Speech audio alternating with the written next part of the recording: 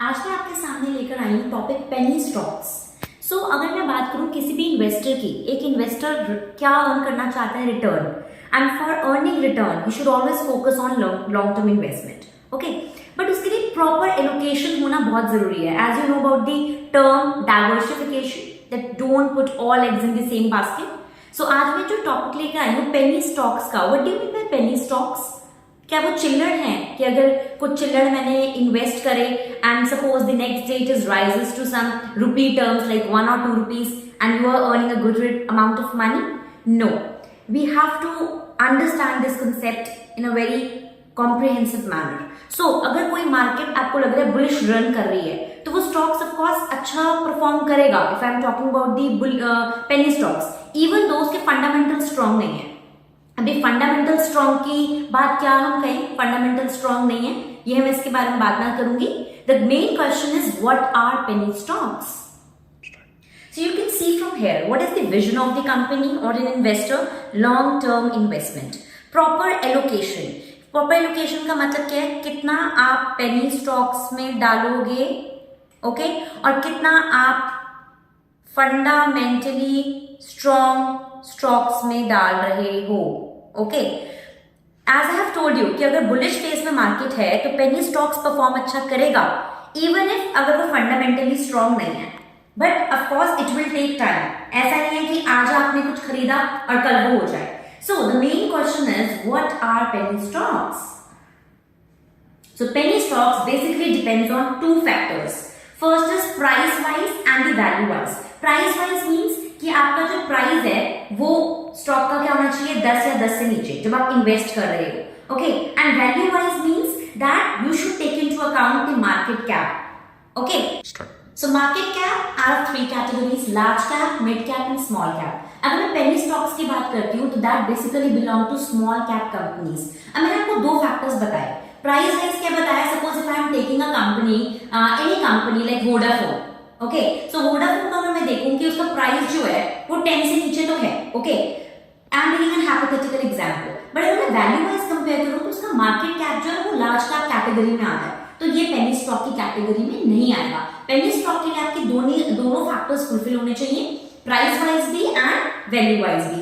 Price wise जब आप invest कर रहे हो तो वो 10 से नीचे होना चाहिए, एंड वैल्यू वाइज मींस कि उसका जो साइज है कंपनी का वो कैसे आप डिपिक्ट करोगे, वो आप डिपिक्ट करोगे फ्रॉम स्मॉल साइज। अगर उसकी वर्थ जो है वो जो है 5000 करोड़ से बिलो है तो that would be signify as small cap companies. Okay, so I am taking an example of Ruchi Infra which is the sector of vegetable oil and products. सितंबर 2023 की बात कर रही हूं। अभी ये जो स्टॉक है ये पेनी स्टॉक की कैटेगरी में आ रहा है, ये sector. So if we talk about this Ruchi Infra, तो रुचि इंफ्रा का अगर आप वीकली चार्ट देखिए जो मैंने ये बनाया है, ओके, आपके लिए समझाने के लिए, लोअर प्राइस था 9.40 और अप्रोक्सीमेटली आप 10 रुपीज लगा लो, तो of course it is a penny stock.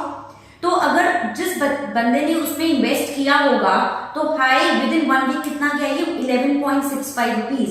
तो ये रिटर्न कितना दे रहा है 1 वीक के अंदर, 21.35%। So penny stocks they are really performing well, but अगर ये परफॉर्म कर रहे हैं तो इसका मतलब ये नहीं है कि ये फंडामेंटली स्ट्रॉन्ग है। I am not saying that, there are certain risks which I am going to discuss with you right now, but इसका टारगेट में क्या लेकर चल रही हूँ कि ये 15 या 22 तक जाएगा। बट रुचि इंफ्रा का और एक चीज क्या है कि ये ओवरबॉट स्टॉक है। अभी तक बहुत सारे लोग इसको खरीद चुके हैं, बट जो लोग अभी भी खरीदना चाहते हैं क्योंकि रिटर्न काफी अच्छी दे रहा है, बट सेलर्स ही नहीं है। Okay, so what are the risks now I am going to discuss with you. The first is wide bid ask spread. So bid is the buying and the ask is the selling price. So ज्यादा risk क्यों है? Of course ये small cap company है, तो अगर ये perform करेगी अच्छा तो of course जो इन्वेस्टर्स हैं वही इन्वेस्ट करना चाहेंगे जो रिस्क लेना चाहते हैं ज्यादा। तो वाइड बिड आस्क स्प्रेड क्यों है? क्योंकि बायर्स तो हैं खरीदने के लिए बट सेलर नहीं है बेचने के लिए, तो ये जो गैप है ये इसकी वजह से एक रिस्क क्रिएट हो रहा है। Okay, second if I talk about the liquidity problem, ये जो पेनी स्टॉक्स होते हैं काफी लिक्विड नहीं होते हैं, इनके अंदर लिक्विडिटी प्रॉब्लम भी होती है। बिकॉज इफ आई से कि आपने आज ये 10 रुपए का खरीदा और कल अगर आप ये सोचो कि कल बेच दो तो सेलर्स नहीं है ना, so there is liquidity problem. Difficulty for investors in assessing these companies. अब इन कंपनीज को बार बार एनालाइज करना ना इजी नहीं है कि आप सोचो आज ये इतना जा रहा है, आज इतना प्राइस जा रहा है, तो it is very difficult for investors कि क्योंकि इनके फंडामेंटल्स भी स्ट्रांग नहीं है. I will come to fundamentals, don't worry. And if I talk about trade to trade baskets, जिसको बोलते हैं T2T बास्केट्स, किसमें इंट्राडे नहीं होता. इफ यू से कि अगर मैंने आज खरीदा 1 रुपए में और आपको लगा ये 2 रुपए का हो जाएगा, तो आपके लिए बहुत इजी है कि 1 से 2 रुपए का हो रहा है. No, you have to see the return not in absolute form. Relative form में अगर मैं देखूं कि अगर बोलूं कि आपने कोई 10,000 रुपए का स्टॉक खरीदा है और उसका 20,000 का हो रहा है, तो 100% रिटर्न है. तो 1 and 2 का कंपैरिजन मत कीजिए, तो इसमें इंट्राडे बिल्कुल नहीं है. Now I am coming to fundamentals. Fundamentals के लिए आपको क्या क्या जरूरत होता है. So first is the business model, कि आपका पूरा बिजनेस मॉडल इकोनॉमी से या इंडस्ट्री के साथ लाइन अप कर रहा है नहीं कर रहा. देन उसकी फाइनेंशियल्स देखना, आप सारी बैलेंस शीट चेक करोगे, उसके सेल्स क्या है, उसकी प्रॉफिटेबिलिटी क्या है, रिजर्व्स क्या है, उनकी रेशियोज को एनालाइज करोगे. तब कौन से जो पेनी स्टॉक्स होंगे कोई इनको क्यों नहीं खरीदना चाहते, क्योंकि उनकी फाइनेंशियल्स इतने ज्यादा स्ट्रॉन्ग नहीं है. अभी सेल्स अच्छी है, प्रॉफिटेबिलिटी है, बट इतनी ज्यादा नहीं है बिकॉज डेट है, उनको इंटरेस्ट पे करना पड़ रहा है. देन फंडामेंटल्स के लिए शेयर होल्डिंग पैटर्न भी चेक करते हैं. शेयर होल्डिंग पैटर्न का मतलब क्या होता है, प्रमोटर की होल्डिंग. सो प्रमोटर जितना ज्यादा होल्ड करेगा उसका स्टेक बढ़ेगा. Okay, so that depends. अगर उसका स्टेक बढ़ रहा है तो फंडामेंटल्स ऑटोमेटिकली धीरे धीरे स्ट्रॉन्ग होते जाएंगे. So you can see over here fundamentals में I have written business model, financial, that is statements and ratios, and shareholding pattern, that is the promoters holding. Apart from promoter holdings, आपके DII holdings भी होते हैं, FII holdings भी होते हैं, foreign institutional investors, and public holding also plays a major role. So now coming to the conclusion. So of course, if I talk about penny stocks को time लगेगा.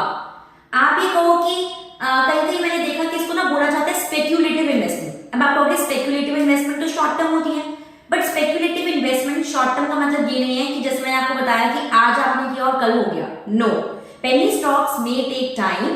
तो time जैसे जैसे होगा वो कैसे होगा कि प्रमोटर की होल्डिंग इंक्रीज हो रही है और सप्लाई कम, फ्री फ्लोट कम होना चाहिए. जितना सप्लाई कम होगी तो उस स्टॉक को कम स्ट्रगल करना पड़ेगा ऊपर आने में. एंड फंडामेंटल्स ऑटोमेटिकली उसके स्ट्रॉन्ग होते चले जाएंगे. जैसे भी आपने रुचि इंफ्रा में भी देखा था कि रुचि इंफ्रा में 1 वीक में अराउंड 21% रिटर्न कमाई है और हमारा टारगेट 22 और 25 जो ऑल टाइम है. अगर आप देखो इस स्टॉक का तो ये 25 तक गया हुआ है.